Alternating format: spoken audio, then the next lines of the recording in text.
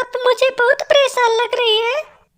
हाँ बेटी, घर में केवल एक ही दिन का खाना बचा है। मुझे चिंता है कि हम कल क्या खाएंगे। मम्मा, आप खुद ही तो कहती हैं मुश्किल समय में परेशान की बजाय मुश्किल समय का मुकाबला करते हैं। हाँ बेटी, आपने ठीक कहा। फिर मम्मा चिड़िया ने जो चावल बचे थे उन्हें पकाती है और फिर एक प्लेट में रख देती है। मम्मा, ये चावल खाने से हम दोनों का पेट तो नहीं भरेगा। आप ये चावल खा ले, मैं कल खा लूंगी। बेटी, मैंने तो चावल पकाने से पहले ही कुछ खा लिया था। ये चावल तुम ही खा लो बेटी। इतने में ही उनके दरवाजे पर कोई दस्तक देता है। मम्मा, मैं दरवाजा खोलती हूँ। फिर गुड़िया दरवाजा खोलती है तो दरवाजे पर एक साधु पक्षी खड़ा था। बेटी, मैं 2 दिन से भूखा हूँ, मुझे खाने के लिए कुछ दो।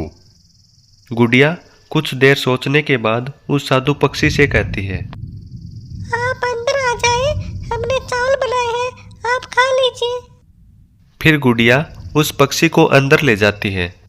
आप कौन है? मम्मा, इन्हें भूख लगी है, ये चावल इन्हें दे दो, हमने तो खाना खा लिया है। मगर गुड़िया बेबी। मम्मा, हमेशा दूसरों की मदद करनी चाहिए। अंकल, आप ये खाना खा लो। फिर वो साधु पक्षी अपनी गठरी को साइड में रखता है और चावल खाने लगता है। वो पेट भर चावल खा लेता है।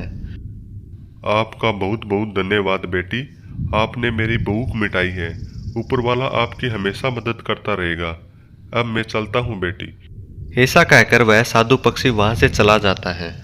गुड़िया बेटी, आपको भूख लगी होगी, खाना खा लो। आपने कौन सा खाया है?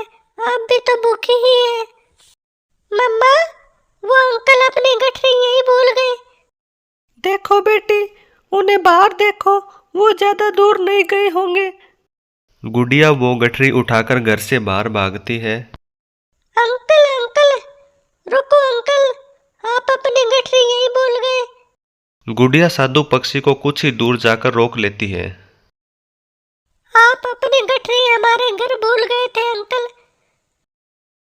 नहीं बेटी, ये गठरी में भूला नहीं, मैं तो जानबूझकर वहां रख के आया था। क्या?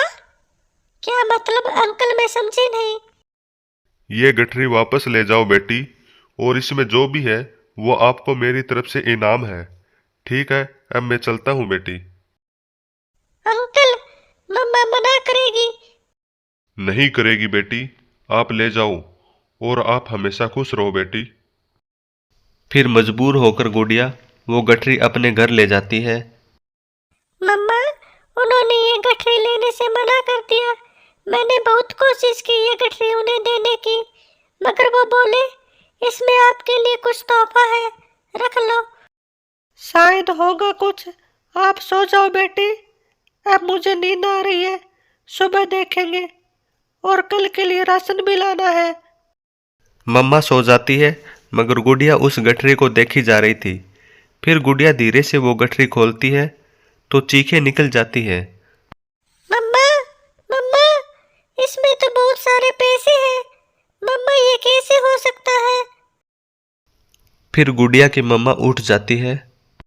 जिस पक्षी के पास खाने के लिए खाना नहीं था, तो भले इतने सारे पैसे कैसे दे सकता है बेटी? मम्मा, वो पक्षी शायद कोई साधारण पक्षी नहीं था, वो आया ही हमारी मदद करने के लिए। फिर वो चिड़िया और उसकी बेटी सो जाती है। दूसरे दिन वो माँ बेटी बाजार जाती है और वो अपने लिए महीने भर का राशन लेती है।